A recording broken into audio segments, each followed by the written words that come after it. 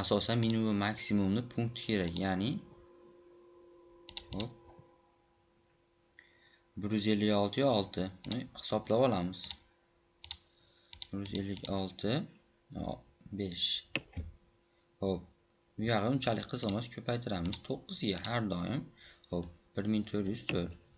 Endi uni ildız ostidan chiqarib olamiz. 37 4. Hop, endi bizga yana xuddi shu, ya'ni 37 4.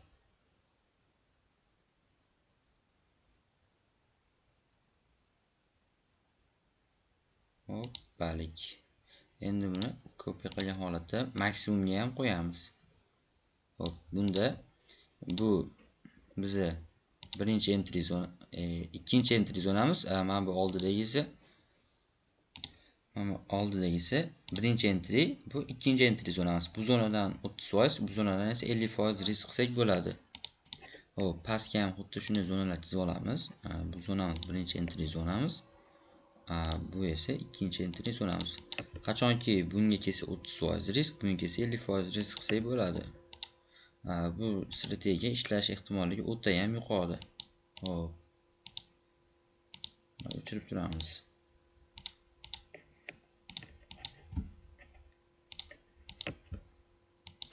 Hop,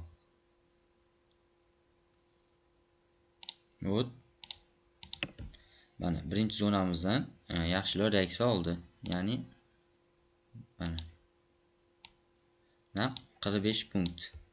Ya'ni 450 bunda stop loss o'rtasiga, ya'ni stop loss katta bo'lib ketmasligi uchun bo'ladi. Aslida lekin maksimumdan tepa yoki minimumdan tepaga qo'yilsa ancha maqsadga muvofiq bo'lardi, lekin katta ehtimol bilan o'rtaga qo'yishni maslahat beraman.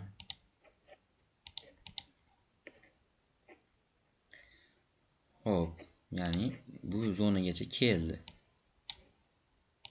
Naq birinchi zonamizdan. Bunda ham bu zonamizni buzib o'tdi, stop loss urdi va ikkinchi zonamizdan reaksiya oldi. Ya'ni 50% riskdan reaksiya oldi va hozircha 40 punkt.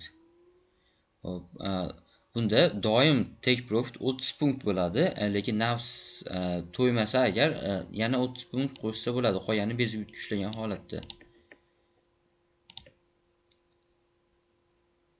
Hop, bunda 30 punktga bormadi, lekin 57 punktlarda biz qaytib